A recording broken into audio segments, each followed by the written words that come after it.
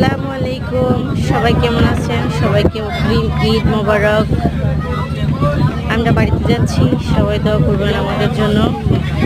আশা করি সবাই ভালো আছেন, ভালো থাকবেন, প্রিয় মানুষদের নিয়ে খুব সুন্দরভাবে ঈদ কাটাবেন, ঈদের আনন্দ উপভোগ করবেন। সকলের জন্য দোয়া এবং ভালোবাসা রইল। সবাই আমাদের জন্য দোয়া করবেন, আমরা যেন একটু ভালো থাকতে পারি, ভালোভাবে বাড়িতে গিয়ে পৌঁছাইতে পারি।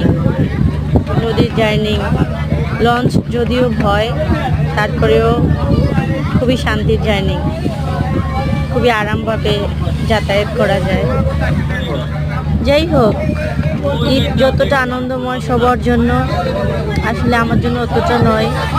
সেটার কারণ হচ্ছে বাড়িতে যাব। বাড়িতে যাওয়ার কারণ হচ্ছে কি বলবো, বলার ভাষা নেই।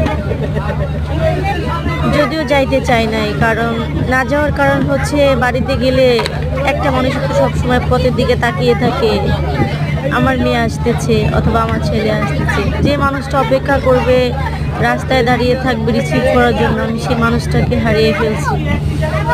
সেটা হচ্ছে আমার মা। যার পৃথিবীতে মা নেই সেই বুঝে। সবাই আমার মায়ের জন্য দোয়া করবেন, আল্লাহ যেন আমার মাকে জান্নাতুল ফেরদাউস দান করে।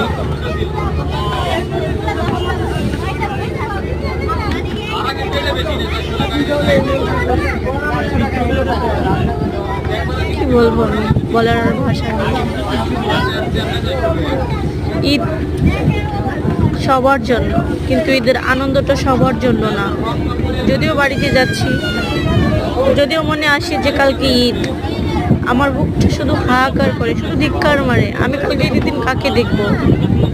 কে আমাকে বলবে মা ওঠো? কাকে দেখবো আমি? বলবো মা তোমার এখনো হয়নি? সে মানুষটাকে আমি হারিয়ে ফেলছি। সবাই দোয়া করবেন, আল্লাহ তাআলা